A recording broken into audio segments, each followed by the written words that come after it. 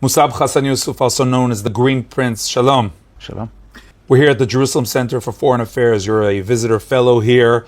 You're, of course, former Shin Bet agent, son of a Hamas leader. So first of all, how do you see the current situation? Are we heading towards a deal with Hamas or conquering Gaza?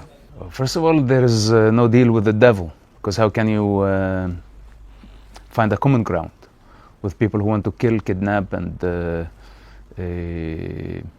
do savage things? This is Hamas, and this is actually in general the Palestinian mindset, the death cult that justifies suicide bombing, kidnapping toddlers, raping. So nobody can submit to this. What can a deal? If you're talking about the hostages, then it looks like the government is determined to bring all of them at once. And I think this is the position of the US government as well. And I totally support that.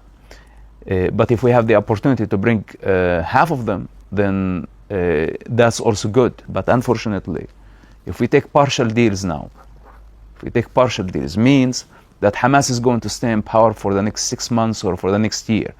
Israel does not have the time. We cannot afford it, because the humanitarian crisis will only deepen, and Israel will be blamed. Nobody's blaming Hamas for the humanitarian crisis. So with that said, we cannot afford it. So I prefer that we apply more pressure instead of taking partial deals. Why Hamas want partial deals? Because they want to prolong the war and the process to the point where Israel has to submit to the global pressure. This is their game. And I think the United States government and the Israeli government understand this after 2 years of experience of partial deals. And also, if we take partial deal now, the last hostage would be sacrificed. So with that said, I hope that we continue to be determined. Bringing even one hostage or a handful of hostages is a success, but also we would be risking, it would be fortunate hostages and very unfortunate hostages. So how we're going to choose? It's very, very difficult choice. After such a deal, could we reach what the Prime Minister defines as the total victory? That's possible. Total victory if we bring the hostages and remove Hamas from power. This is a victory by itself. But is this done by killing each and every one of them? Let's start by removing them from power. That's the beginning. If you want to eradicate a group like this does not happen within a certain time frame. But the first and most important step is to cut their tree trunk. Now, once you eradicate the trunk, you can deal with the roots. And the roots, this is a very long process to deal with Hamas, with the Muslim Brotherhood, and the process to de-radicalize Gaza. Not only Gaza, and also the West Bank. This we cannot finish this job or find like a quick fix, because it has been mounting for decades. And when we talk about fixing the situation, is it about the awakening like you had? How can you change this ideology? Well, I mean, if people don't want to behave peacefully, then the use of force is inevitable. And it doesn't matter how long it's going to take. I mean, any government, we have criminals here in Israel, and there are crimes in every democracy. You don't say, oh, we are going to have an absolute defeat against crime. Well, crime is part of any society. Terrorism is part of any society. But there is difference when terrorists are behaving or acting under the ground and being in power. The biggest mistake that the world allowed to let Hamas come to power, and the fact that they legitimized Hamas as a resistance movement.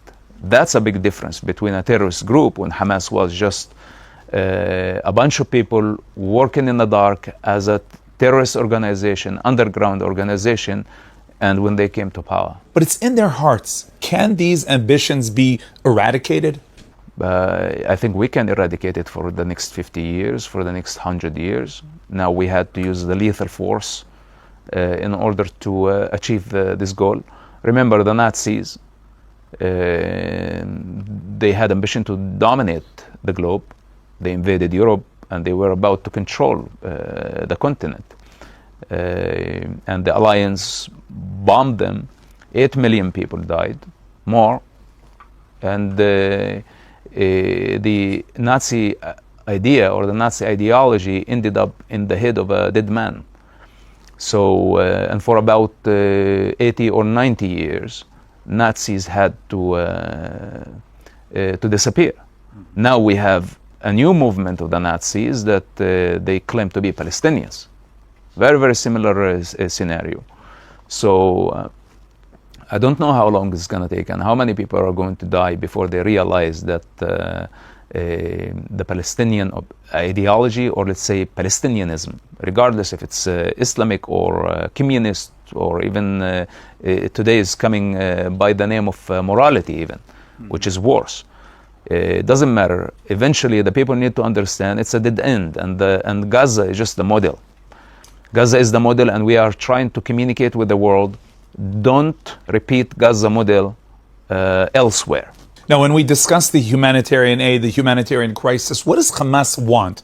Is it even maybe good for them that there's hunger, that there's starvation? What happens when the aid doesn't come in?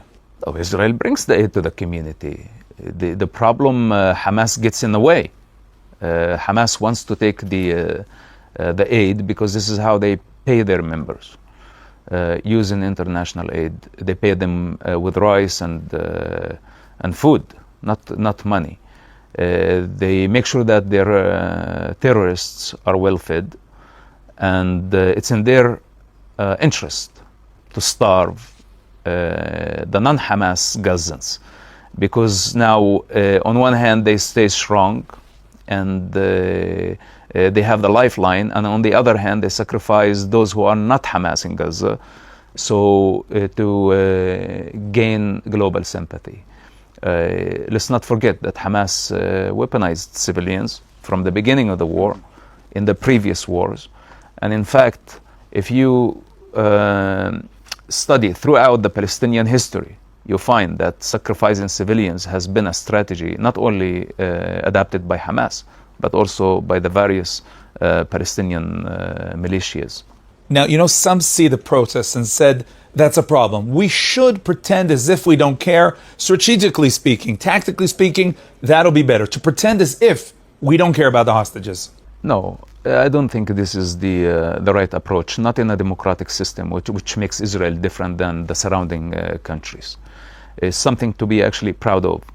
But I have a problem when people start accusing the government of committing genocide in Gaza, or of deliberately killing the hostages or abandoning the hostages. This is not true. And they don't have the evidence that support their claims.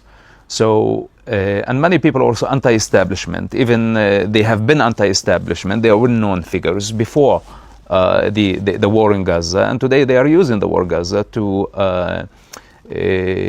continue their anti-government or anti-establishment activity. So I don't think that this is honest, but this is part of democracy, that many people could be delusional people who take advantage, opportunists who take advantage, corrupt politicians or compromised politicians who take advantage. And it's very hard, to tell who is and what actually motivates the people. Do we have people who are ill-motivated among the mob or among the crowd, the protest? Yes, there are. But here is the thing. My suggestion to these people, if you were sincere in your protest, today we have governments, Western governments, who basically rewarding terrorism by a state, by a Palestinian state, and at the expense of the hostages. And I ask myself, why aren't we protesting against such governments?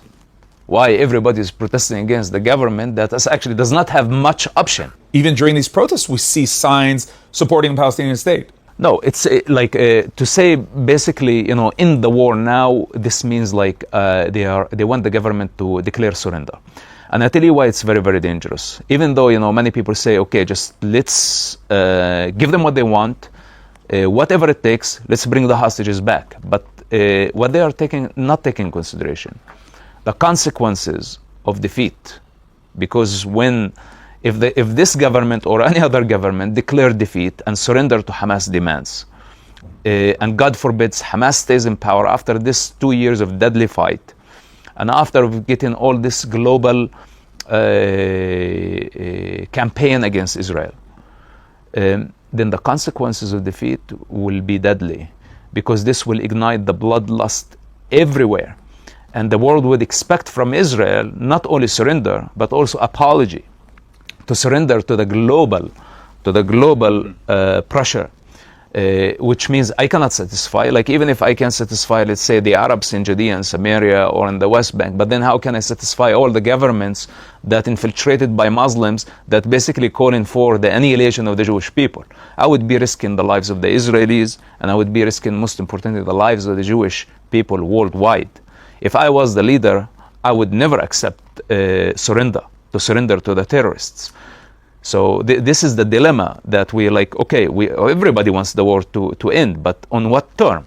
Do we want it to end as and be victorious, or do we want it to end and be completely defeated? Do you agree to the claim that when Hamas sees these protests, they're motivated? Of course, this is what's given them a lifeline. In fact, when they see the division within the Israeli society, why do you think they put all this propaganda out there?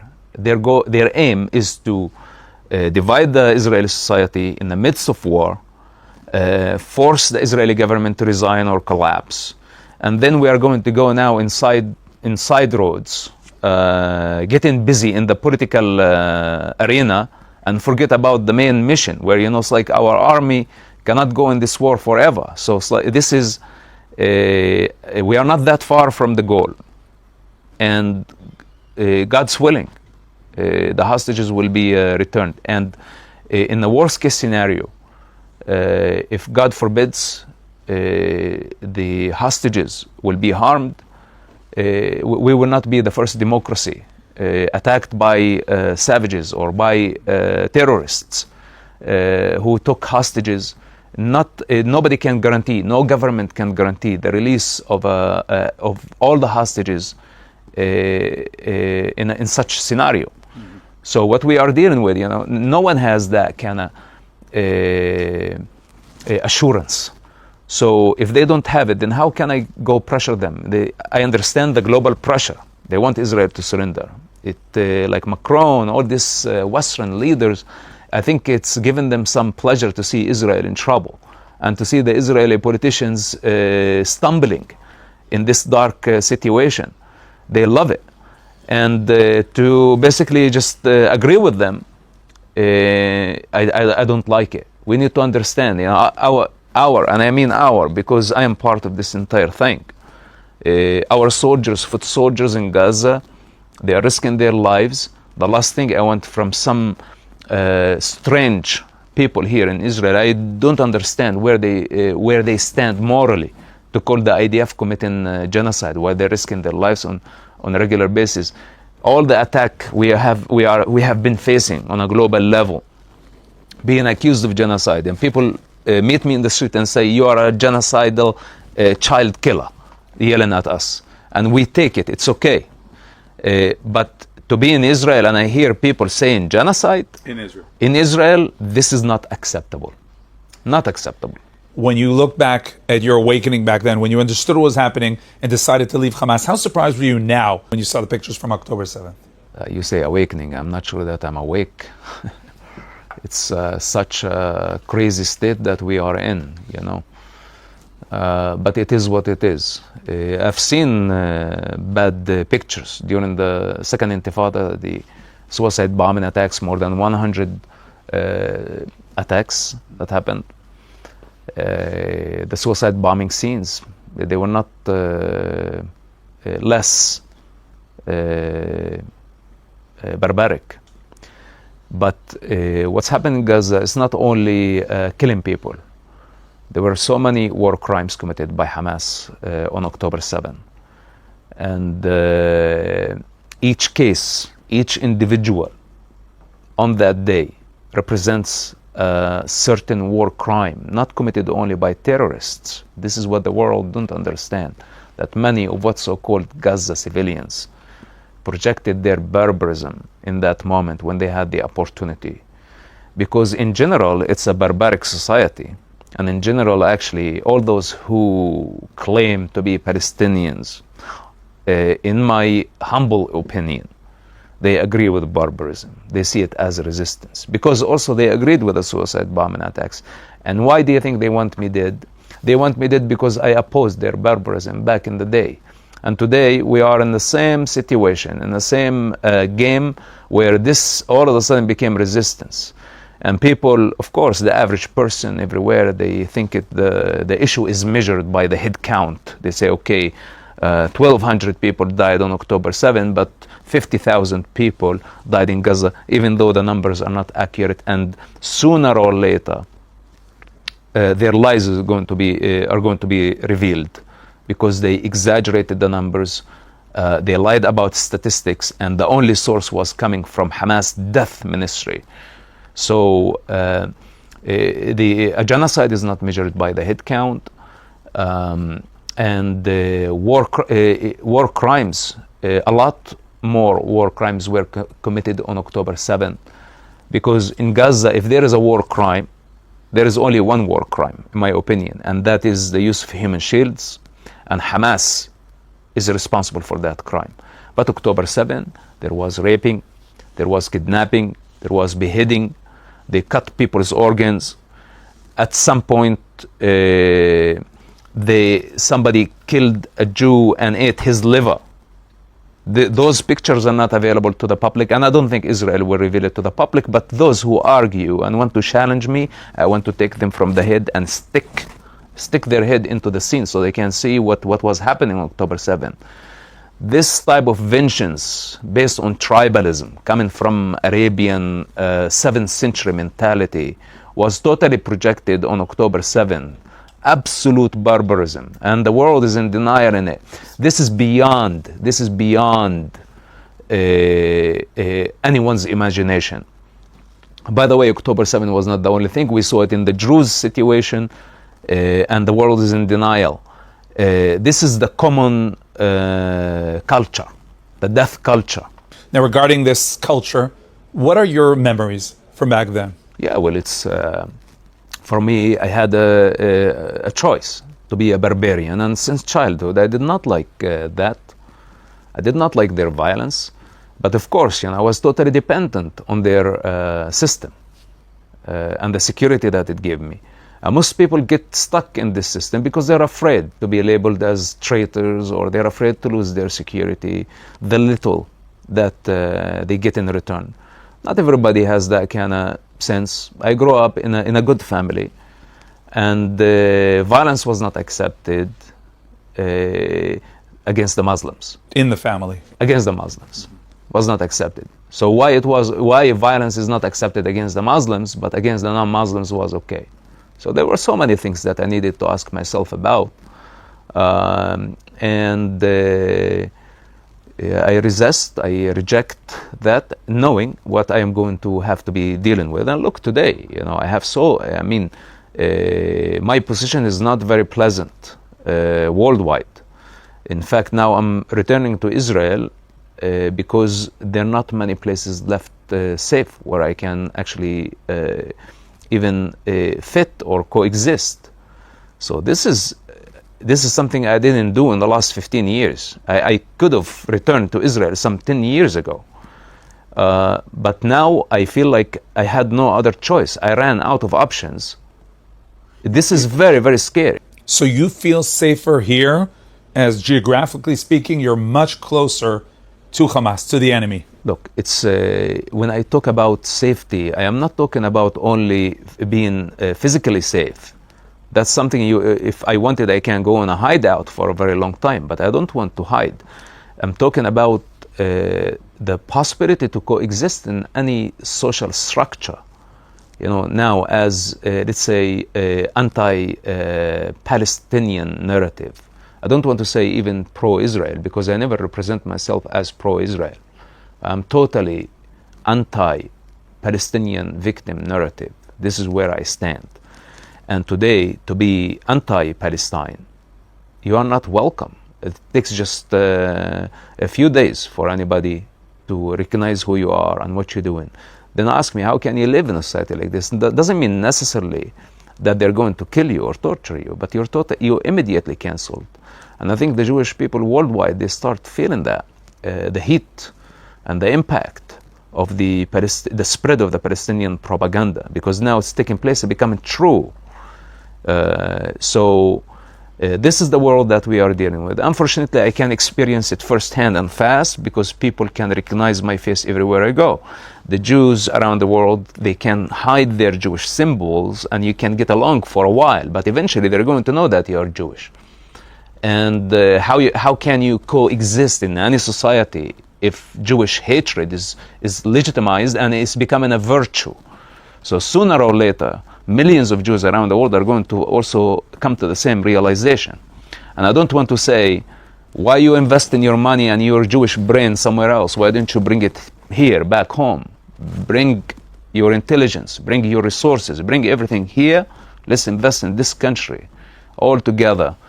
And going back to the protests, and this is as someone who's insider, outsider, at the same time, someone who has traveled the world since the beginning of the war, we need unity. Yes, I understand the diversity, it's a diversity, but unity in this situation is priority. It's priority because the enemy, and that's not only Hamas, the global enemy now, and all those who want to see Israel not only defeated, but humiliated before defeat, are counting on one thing, the division. So we must understand this dynamic. And this is exactly what they identified before October 7th. Of course, because they knew that all the protests, the anti-government protests, they could see that the Israeli street is divided. And this is why they choose that time. And this is why they took the hostages. And this is why they use their own people as human shields, knowing that the world is going to condemn Israel. And Israel would fail to do a ground operation that would reach the eradication of Hamas. Hamas had so many layers, unusual methods to protect itself and survive. And we see how complicated the situation is. So at least for us, we need to understand this dynamic, at least for us who are very close to the situation.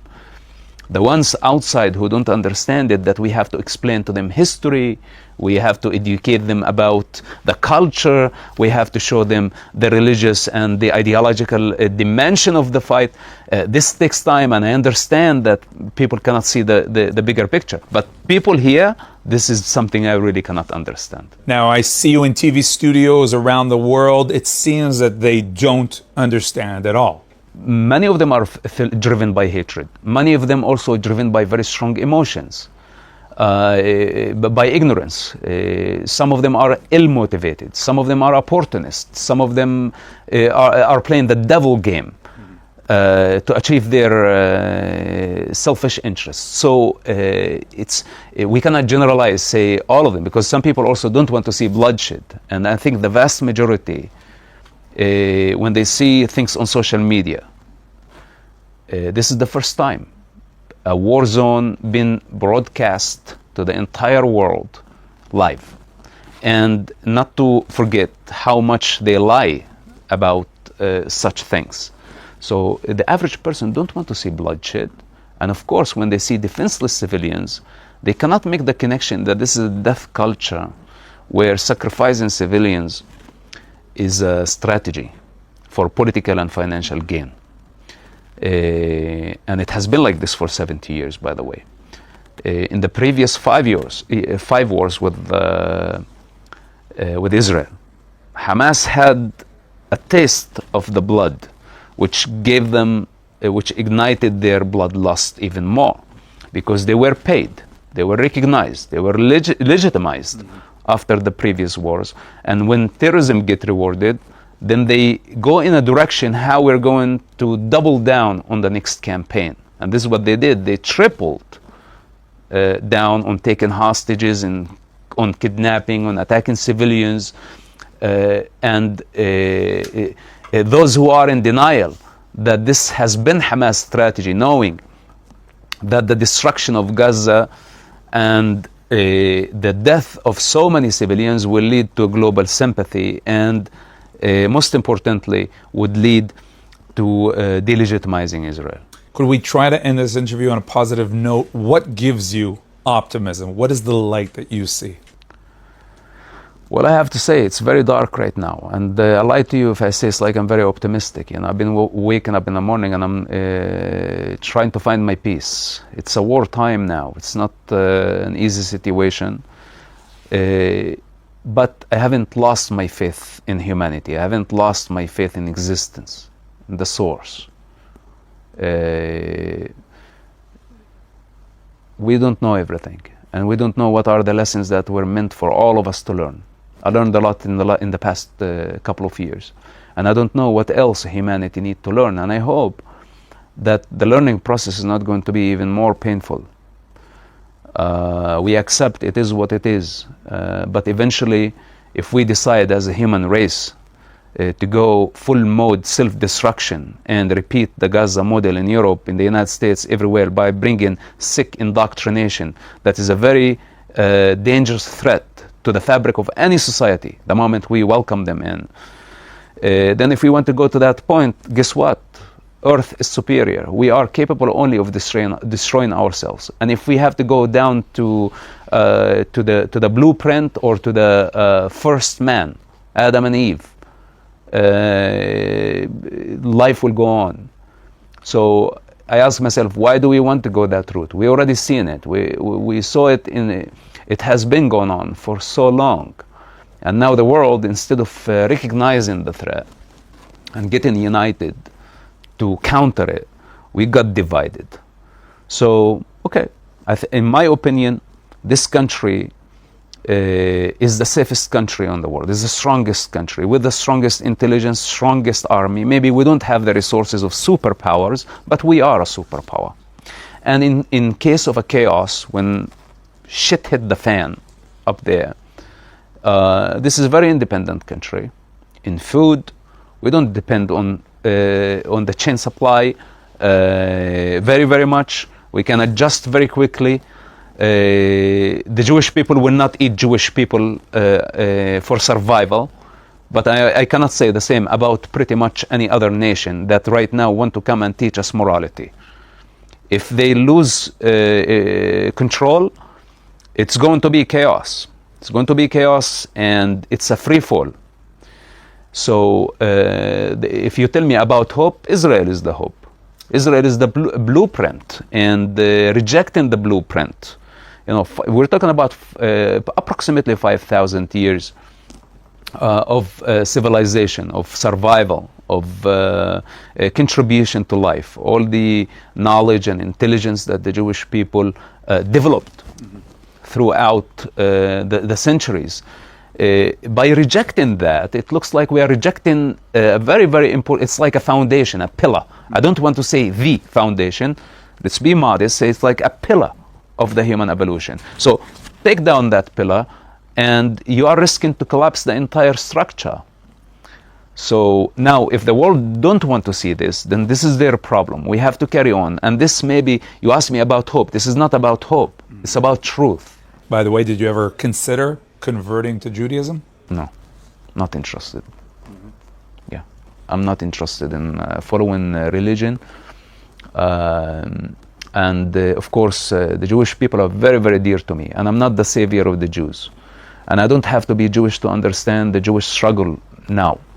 And I appreciate, even though I don't want to follow a religion, but I appreciate Judaism as faith.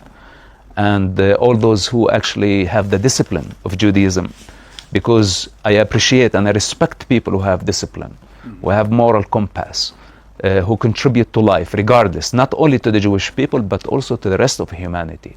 This is what inspires me. I appreciate Israel as democracy. I appreciate Israel as a nation. And I get lots of inspiration from the Jewish people and their story of survival against so many odds. So that's fundamental in me. Does that make me Jewish? I don't know. Do I want to be Jewish? It doesn't matter. What really matters is that I can see, because I don't see, in fact, the difference or a distance between me and the Jewish people. When I look at the Jewish people or Israel, I only see myself. I don't see outsiders. What you are going through right now, I've been through it already. This is why I'm capable of identifying. And again, we don't need to be all the same in order to come to the same realization or understanding. Because originally, we are the same. Mosab Hassan Yousef, thank you very much for joining us. Thank you for having me. I appreciate it. تודה. حسب التعليمات المركزية من قائد الجهاز وقائد العمليات المركزية، في الخطة يجب أن يكون هنالك مراحل أو مواجهات.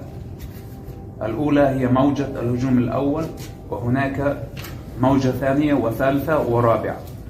He's talking about first wave, second wave, third wave, fourth wave of attacks. كل واحدة من هذه الموجات معروفة، وأوراقها وخواطرها وأهدافها موجودة في مظاريف مغلقة لدى قائد اللواء.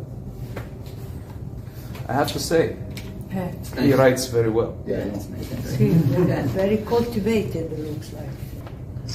So he literally given very specific instructions of how to carry the attack, which when you look at the videos, they are following the command. And the pictures he would like to see. Then he is given them here towards the end pretty much a limited authority to control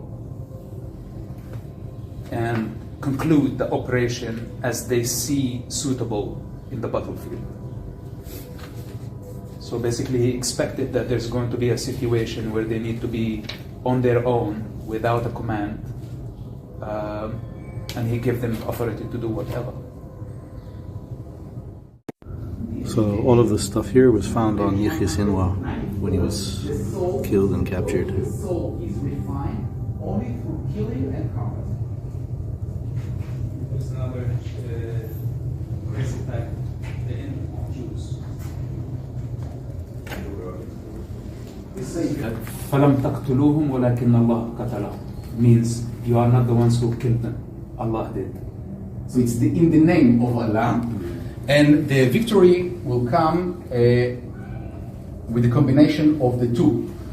The Safra, the book, That's the Quran, actually. yes, Yep. and the Cipher. Then this is a branch of Hamas, as it did al-Qassam. So it's all referring to the sword, basically, or the use of violence to achieve their goal. And let's not forget what's behind it. Al-Aqsa Mosque. Of course. And what's more important, that the name of their campaign, military campaign, was Tufan al-Aqsa, Al-Aqsa flood. Yeah, they're asking for indiscriminate attack. They say there is no difference between men and women, elder and youth. They are all targets. So here it says, this is very interesting actually, just for the sake of truth. They're given instructions that actually the prisoners or the captives have some rights, and the mujahideen should not trespass or abuse after they capture them without going back to the leadership. So basically they are saying don't abuse, and if you want to do anything regarding the captives, you must come to the leadership before you do anything. But this is delusional. The same way that Sinwar thought he would go and just kidnap soldiers, he did not. It was not in his calculation that what so-called civilians would break through and commit some of the worst crimes. So the moment they ignite chaos, how can you control it? Then you just want to give me some cheap instruction that the captives have rights. Why did you take them from the first place? Wow, imagine like a title of a book, Jewish Hatred. Literally. It's a historic legacy. Dr. Mahmoud al-Zahar, one of Hamas top leaders, he's still alive somewhere in Gaza. In this book, he blames the Jewish people that we are behind every war that happened in the world, including World War I and II, and the only solution is to eliminate the entire Jewish people. So it's just saying. It's written here. There is a chapter here about the Holocaust denial as well. That's like the part of the foundation of that. It's 2025. America's debt is over $37 trillion, and the dollar just had its worst crash since 1973. That puts your savings and your family's future at risk. That's why we trust Alpha Omega Gold, a company that stands unapologetically with Israel and supports Stand Tall Israel. Visit ao.gold/stand to claim your free precious metals wayfinder guide or call 1-855-426-4653 today. Protect your future before it's too late.